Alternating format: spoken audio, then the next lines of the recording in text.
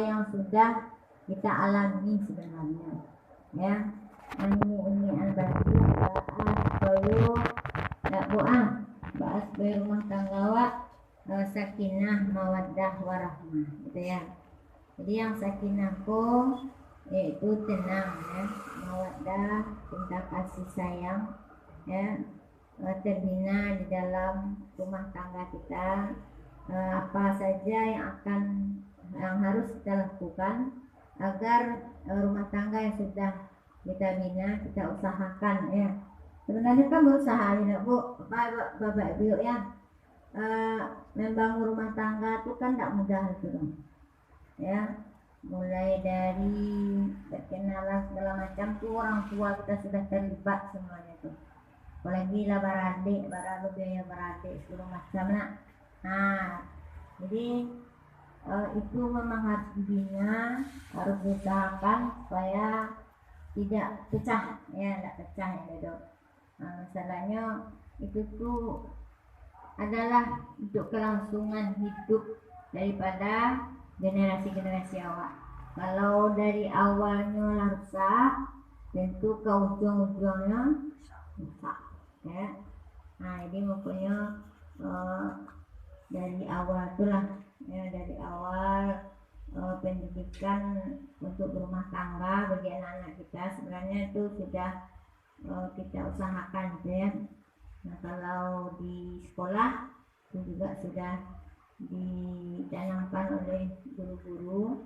Namun mungkin ada beberapa orang anak kita yang kadang-kadang di rumah tangganya ada hal-hal yang tidak diinginkan sehingga ada melenceng dari ketentuannya.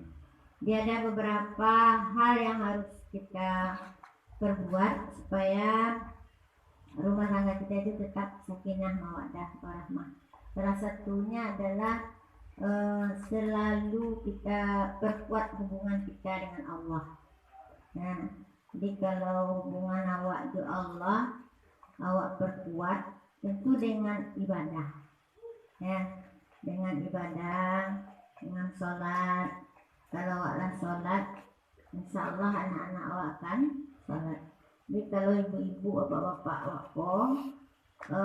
untuk magiah contoh teladan yang peragu sebenarnya. Kalau awak suruh-suruh saya anak kini tidak bisa, ya, karena bisa berkilah. Bapak ibu saya nak sembahyang doa Allah awak kan sembahyang gitu kan. Jadi bisa anak-anakku berkilah. Jadi kalau contoh teladan yang sudah kita berikan kepada anak-anak, insya Allah anak-anak itu akan menjadi anak-anak yang soleh, ya. Jadi hubungan dengan Allah inilah yang perlu kita tanamkan pada anak. Pak awak bangun pagi, sholat subuh, apalagi pergi ke masjid, nak dibawa lu anak, ya. Kalau misalnya ada bangun dibangunkan, nah disitulah, ya, timbulnya nanti rasa kasih sayang di antara kita dan juga anak-anak, ya. Jadi kalau seandainya pagi awak masih lalu, ya, anak-anak lalu sadunya, jadi itu tuh kan tidak ada hubungan awak dengan Allah tuh, ya, tidak ada hubungan awak dengan Allah tuh. Tentu hati kita ini tidak dekat pada Allah. Orang yang hatinya dekat pada Allah tentu akan menjadi hati yang lembut, yang bertakwa, ya kan. Tapi kalau hati itu benar yang jauh dari Allah, itu tidak ada yang masuk yang baik-baik, ya. Itu makanya salah satunya jalan untuk awak sakinah di dalam rumah tangga itu adalah mendekatkan diri kepada Allah, lebih mendekatkan diri kepada Allah. Yang kedua yaitu saling mengingatkan, ya, istri mengingatkan pada suami, suami mengingatkan pada istri dan juga anak-anak. Ya, kadang-kadang ada juga kita terlupa, ya, terlupa. Awak lagi sembahyang apanya kan, apanya lagi sembahyang lagi mengaji, istri bagian lo, ya, atau sebaliknya. Ada juga mamanya sembahyang, papa sembahyang, anak apa dia saja. Ini buat ketik baru mengaji jagoan. Titik di rumah. Bekulah kadangnya awaknya ribut ya kan, jago-jagoan. Jadi nak ada ibu, anak-anak pun jagoan nak ada. Ya, jagoannya pagi-pagi itu. Ya, dibawa sholat, untuk bapak dapat ya pun saji. Tapi kalau nak jauh saji di rumah saya berjamaah. Sudah sembahyang jemaah tuh apa jadi imam, mama jadi makmum, anak-anak gitu kan. Sudah tuh berdoa bersalam-salaman. Di situ timbul juga kasih sayang. Ya, tapi kalau lalu sejujurnya, beko hari lah siang, parit lah lapar, yang istri lalu cuma masak deh, suami lah lapar pula. Akhirnya timbul pertengkaran. Di situ timbulnya pertengkaran. Karenanya tidak sakit ke Allah. Jadi yang kedua yaitu mengingatkan, ya, mengingatkan istri untuk beribadah atau mengingatkan suami dan juga anak-anak dalam beribadah. Disaling mengingatkan awak. Jadi kalau ada misalnya dalam rumah tangga itu kan ada juga istriku yang pemandai sembahyang. Dua tuh suaminya rajin. Ini pemandai sembahyang. Tuh bagaimana suami ini caranya mengajak salat, ya kan? Atau sebaliknya suaminya tidak sembahyang, istrinya sembahyang, itu diajak pula, diingatkan. Jadi mengingatkannya pun tentu harus dengan caranya. Jadi yang ketiga perlu kesabaran. Dalam rumah tangga itu perlu kesabaran. Jadi kalau tidak sabar-sabar, beko yang lain sih nanti katuan gitu. Ya, kalau mau deko cara isi awak deko. Deko deko kan? Kalau mau deko nak bisa kan? Aku selawat dan cara isi awak. Kalau perempuan mengucapkan kata cerai nggak 103 kali, ada berlaku dong. Tapi kalau laki-laki, berlaku ya, bu ya. Kalau polisi, berlaku dong. Kalau laki-laki langsung berlaku. Sedang dikeciknya juga jangan masak beko subuh-subuh sembahyang yuk. Kalau sembahyang kau dicarian kok satu sah walaupun ya nyekecian betul itu. Kalau berbuat juga istrinya bisa sembahyang lah ya. Kalau sembahyang suat mau carian ya sembahyang lah carain itu tak ya. Jadi kadang itu yang kadang-kadang kita ibu-ibu nih ya, apalagi anak muda waktu ini banyak yang belum tahu itu ya, hanya anggap kata-kata cerai itu biasa saja sehingga menyesal. Malah 3 kali menyesal ya dok. Harus menikah lagi dia ya. Jadi kalau di rumah tuh memang yang muda-muda bawa ratu pun nak turunan gitu. Jadi Allah tahu kan, yang muda-muda yang baru-baru menikah banyak tuh dia tidak sabar kita ucapkan kata-kata cerai. Allah sekali kadang-kadang nggak bergaul balik. Nggak tentu dia nyoba acara baliknya itu lah kan. Sebenarnya kan kalau lah ucap kata cerai sekali itu berarti kan talak satu kok bisa balik tapi harus ada saksinya. Kalau dalam masa idah masih dalam masa idah misalnya masih ya, kalau suci itu 3 kali suci ya kan. Kalau kok 13 hari. Kalau hamil apa ini karena aku idahnya. Tapi kalau masih dalam masa idah boleh hasilnya ada 2 orang saksi yang aku balik dia itu talak 1 talak 2. Kalau talak 3 saya banyak dia nak harus nikah lo balik. Itu makanya kadang-kadang perlu juga nikah ini untuk para pemula ya,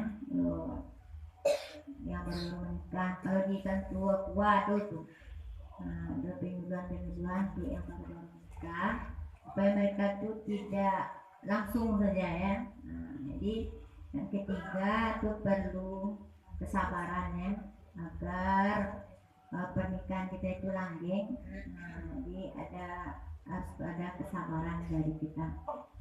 Dan selanjutnya itu supaya pernikahan kita langgeng itu juga harus kita sediakan waktu untuk keluarga, ya kan. Yuk, yang namanya berumah tangga itu tentu yang uang peradu dan PT peradu. Nah, tapi di samping itu harus ada waktu yang berkualitas gitu kan, waktu yang berkualitas untuk keluarga. Nah, jangan sampai waktu dari pagi sampai pagi lagi hanya untuk cari uang. Nah, itulah. Cuma makanya dalam beribadah itu bisa kita gunakan itu waktu untuk waktu berkualitas untuk keluarga. Ya, misalnya langsung sibuk mana, tapi pas jam beribadah tuh wak salat berjamaah, berdoa bersama, saling memaafkan, ya. Nah, itu ngecek sedikit dan anak, ya. Nah, itu akan menumbuhkan juga itu kasih sayang, ya, mawaddah warahmah di dalam rumah tangga. Jadi itu juga sering kita dengar itu yang ya biasanya pemula juga, misalnya gaji suaminya ada 2 juta, ya kan, gaji suami 2 juta, itu dia menganggap semua itu miliknya, ya, sehingga suamiku pekerja dari seperti 10.000 kos kilonya banyak bocor. Nah, tidak bisa lo ditumbuk dong, harus bayar, harus benden balik 20.000, itu dia 10.000 ya. Nah, anak ibu itu kan, nah kadang-kadang kayak gitu. Dia tidak menyadari dia bahwa uang yang diberikan oleh suami itu kan tidak semuanya untuk istri itu loh. Nah, jadi pandai-pandailah si istri ini. Kadang-kadang ya dia menganggap bahwa uang yang diberikan suami itu harus satunya kenyong. Nah, ya, sehingga di situ kadang-kadang timbul permasalahan dalam keluarga kadang, ya. Juga bisa kita lihat juga misalnya kerjanya itu kerja bangunan itu kan payah yang pada itu dari pagi ya nak, jam 8 sampai 9 sampai jam 6. Tiba di rumah enggak ayah yang dapat kecil baru pulang baru ya. Iki segi koyo nak bisa baca rokok. Jadi ini lah masih panik-panik baru langsung lo pipi dan anak langsung lo aku kebutuhan pun bisa kalau baca rokok. Nggak ajian gitu. Jadi itulah dalam berkeluarga itu yang harus bagaimana kita memikirkannya supaya tidak ada percekcokan gitu kan. Jadi jangan sampai yang kita utamakan tuh uang, gitu lah. Nah, jadi supaya timbul kasih sayang tuh tentu pulang tuh dia ibu ya. Dia dulu ditanya bahannya, keadaannya, ya.